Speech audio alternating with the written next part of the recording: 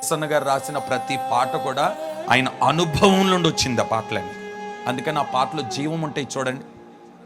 పాత పాటలు అయ్యగారు పాడిన, పెద్దయిన పాడిన పాటలు, పాత పాటలు చూడండి, ఇప్పటికీ పాడుకున్న తెలియని ఒక సంతోషం, తెలియని ఒక ఉద్యమం వచ్చేస్తుంది. ఎందుకంటే అందులో జీవం ఉంది.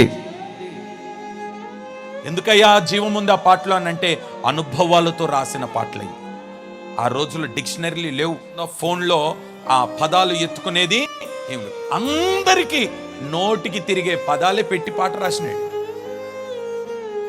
కృపామయుడా నీలోన నివసింపచేసి నందునా ఇదిగో నా స్తుతుల సింహాసనం. ఇవన్నీ ఆయన రాసిన పాటలేండి, అనుభవంలో రాసిన. పెద్ద ఆయన రాసిన ప్రతి పాటలో కృప అనే పదం లేకుండా ఏ పాట రాయలేదు. ప్రతి పాటలో ఖచ్చితంగా కృప అనే పదం పెట్టి పాట రాస్తాడు. ఆ కృపనే దైవజనుని ప్రపంచానికి పరిచయం చేసింది. ఆ కృపనే దైవజనుని బలముగా వాడుకుంది.